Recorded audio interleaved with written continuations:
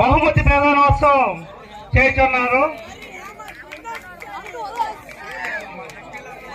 మరి ఈ గ్రామంలో ఉపాధ్యాయులు అనే వాళ్ళు కేవలం చదువు మాత్రమే కాదు, సాంస్కృతిక కార్యక్రమాలు కూడా నేర్పించగలవని నిరూపించినటువంటి ఉపాధ్యాయ బృందం బాలకృష్ణ మేషారు, సీతారాం మేషారు, అలాగే ధనంజయ మేషారికి మన గ్రామ ప్రజలందరి తరఫున, అలాగే సర్పంచ్ గారి తరఫున ప్రత్యేక కృతజ్ఞతలు తెలియజేస్తున్నాం.